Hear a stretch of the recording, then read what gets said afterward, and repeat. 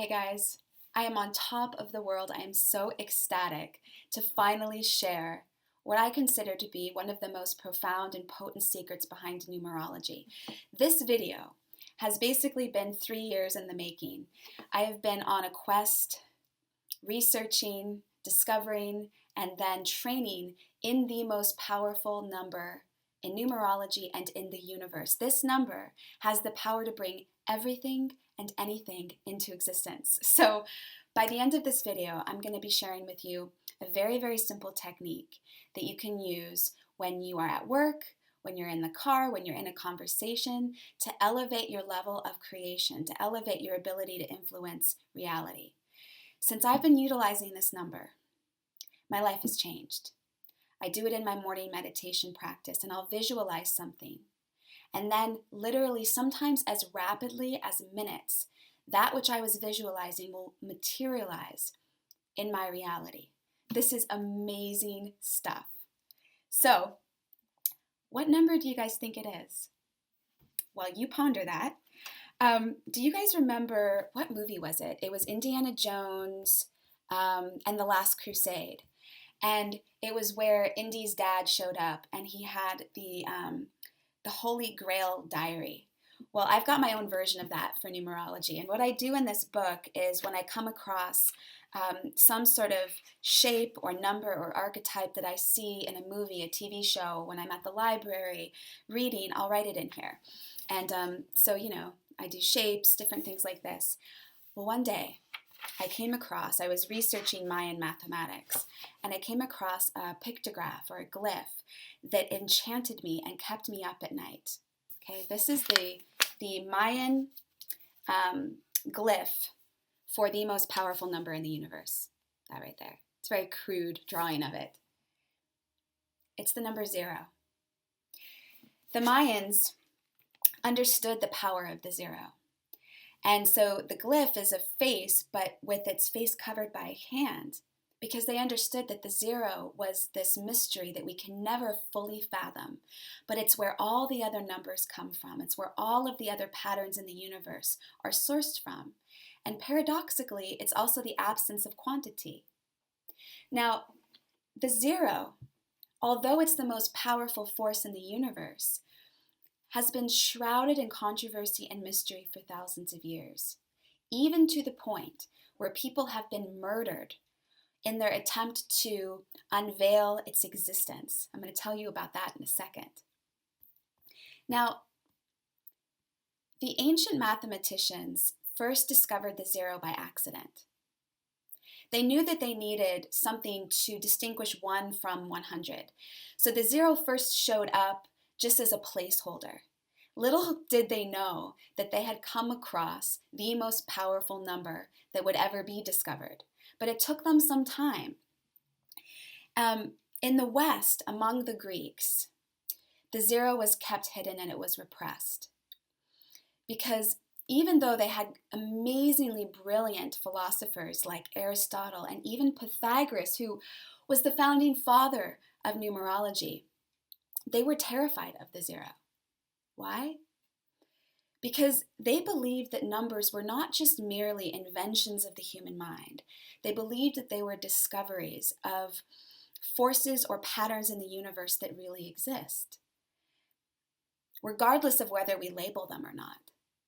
And this was a problem because if they were to let the 0 come into the picture, it turned their whole philosophy of reality and logic on its head.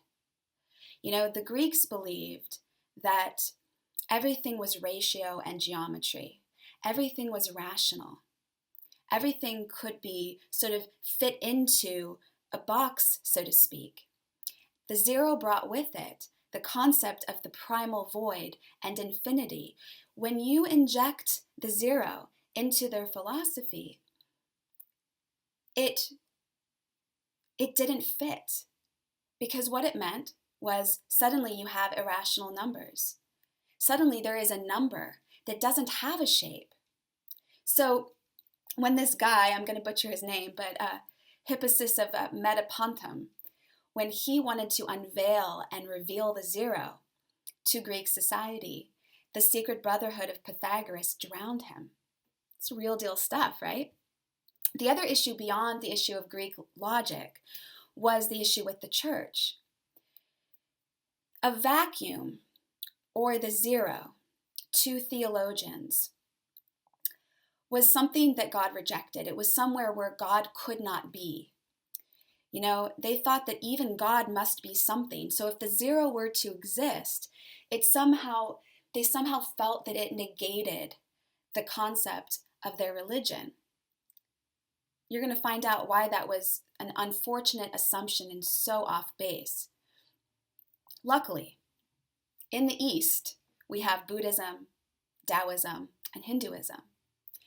These religions had already developed this relationship with the zero before they even labeled it. In these religions, that primal void was something that their followers sought out in meditation. It was something that you were meant to approach. The emptiness was the seed from which everything comes. So when the mathematicians of the East came across this concept of the placeholder, guess what they did? They invented the zero. They embraced it. And eventually, over time, the concept of the zero, the label of the zero, seeped into other cultures throughout the world and finally made its way into our minds. So how does this apply to your life? Why is any of this important? In modern times, science is now validating what the Eastern philosophers and mathematicians knew, that there is an incredible power with the zero. They're discovering that this power of the zero is this field of unlimited possibilities where anything and everything could exist. It's like a source field. And so it's now called in quantum physics the 0-point field, or the ground state.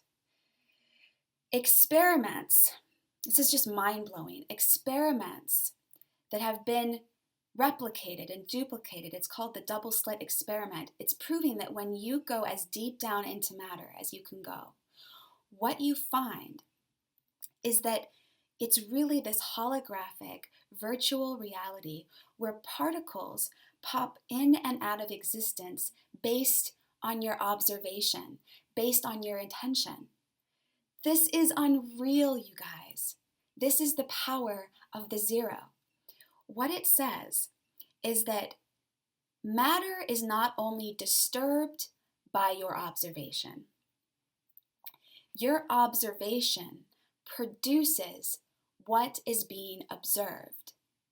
You do, with the power of your consciousness, your attention, your thoughts, have the power to sculpt and mold and influence your reality. And the 0-point field is the place from where everything and anything is possible. So, why aren't people freaking out?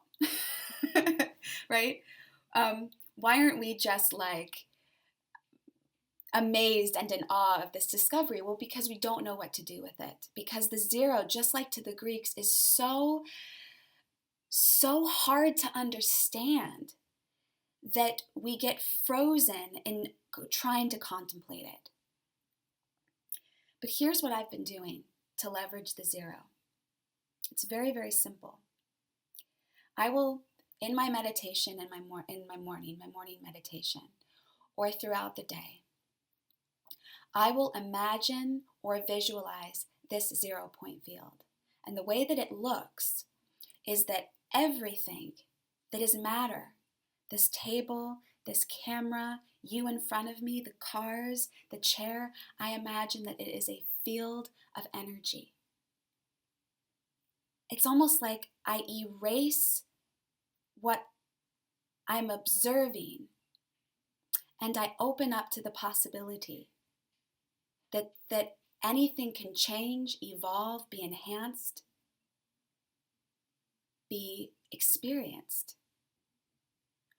It's kind of like that moment in the Matrix where Neo realizes that he's the one, and he stops the bullets, and suddenly all of the walls and all the Agent Smiths, everything turns into these numbers, these fields of energy. It's this moment where you recognize that there's an inner force inside of you that can, a superpower inside of you, that can be directed into the population of matter in your reality. And so what I've done and what I've noticed is that when I'm in this state, crazy things will happen. I'll give you an example of what happened one morning. I was tuned into the zero. I woke up lying in bed. I just imagined that everything is energy. I imagined that this reality, as quantum physics is proving, is this permeable liquid experience. I get in the car. I'm driving to the gym. And I think, wouldn't it be cool if a Michael Jackson song comes on? Guess what? Beat It comes on. Now I'm kind of like, whoa, that's really cool. It's very synchronous. I kind of get giddy. And then I think, whoa, I better slow down because a deer might be in the road. I turn the corner and a big, beautiful deer is in the middle of the road. And I start to get that like crazy butterfly excitement all throughout my body. And I keep visualizing the 0 point field. I keep communing with that divine source, with God. God is the zero. And I think, okay, zero, okay, universe, okay, spirit, I'd like to see a shooting star. I'd love to see a shooting star. I go about my day. I go to pick up my coffee at the coffee shop. I ask the woman behind the counter, how are you doing? And she said, you know what? I'm doing great. Last night, for the first time in my life, I saw a shooting star. This is the kind of stuff that happens when we are able to entertain and develop a relationship with the zero. All right, guys, so that's my intro to the most powerful number in the universe and in numerology. Please comment, rate the video, let me know what you think. And if you like this and you want to hear more about the zero or about any other number, you let me know. I would be happy to do a video for you. Okay? Hope you guys are having a great day. Talk with you later. Bye.